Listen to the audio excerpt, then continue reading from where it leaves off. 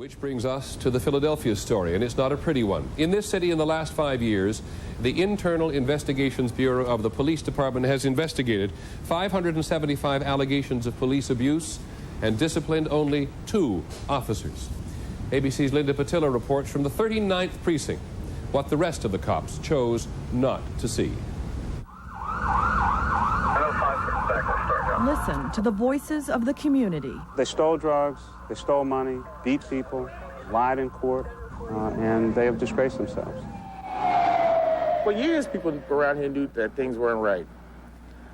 But what were we supposed to do? Go to the police? They couldn't go to the police because it was the police who planted phony evidence, the police who stole drugs and money, the police who sent innocent people to prison. 6 Philadelphia officers have pleaded guilty, criminals in uniform who betrayed the community they were supposed to protect. Hundreds of lives were disrupted. Innocent people went to jail. Jobs were lost. Families were torn apart. And it all could have been avoided. Instead, corrupt officers plundered a predominantly poor and black community for years. The 6 officers all worked here in the 39th Police District on the edge of a North Philadelphia neighborhood known as Nicetown. A neighborhood eroded by drugs and the violence they bring, but where decent people struggle to make an honest living and raise their families. But the rogue cops of the 39th District preyed on good and bad alike. You can walk down the street and find yourself in jail for the rest of your life for no reason. Betty Patterson, a grandmother who had never been in trouble with the law, spent 3 years in prison after Officer John Baird and his partner arrested her on bogus drug charges. Officer Baird would later confess to the district attorney's office. She came around, let us in, searched the house. There was some paraphernalia that you could tell was old, probably from when her sons were still on the street. There was nothing active. There's no dope in the house at all. ABC News has obtained formal citizens' complaints to Internal Affairs, the department that is supposed to police the police. The stack of complaints against the 6 officers dates back for years. Internal Affairs took no action. Complaint: Officer Baird punched me and called me a black nigger bastard. Another complaint: Officers Baird and Ryan stole $3,000 in savings from under the mattress. On and on. Officer Baird alone had more than 24 complaints over 6 years. Nothing was done. You know, their word was law.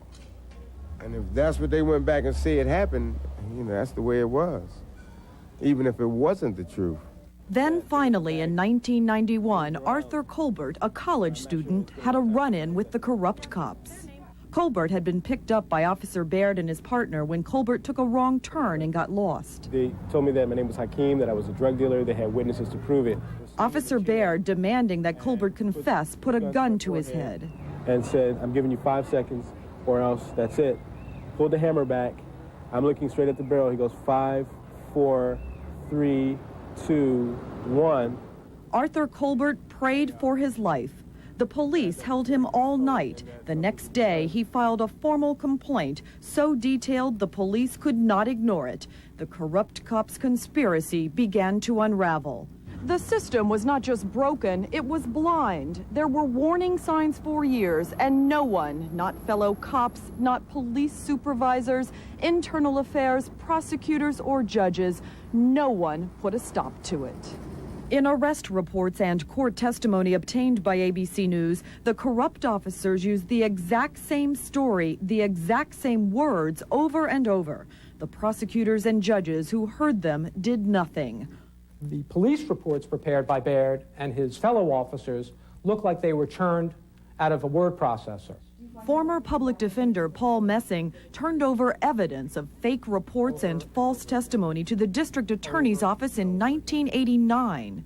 Unfortunately, the district attorney's office, while it's supposed to act as a check on abuse by the police, all too often sees themselves in bed with the police department. Now, as a result of the scandal, 55 convictions have been overturned so far, all African Americans, people like George Porchia, who served nearly 3 years on bogus drug charges. How you been, man? Another 1,000 potentially tainted cases are under review. Federal investigators have subpoenaed records covering 100,000 arrests over the last 10 years, and the city faces millions of dollars in lawsuits by people falsely convicted. That is the aftermath from the corrupt officers of the 39th. That and a neighborhood that no longer trusts the police who swore to protect them.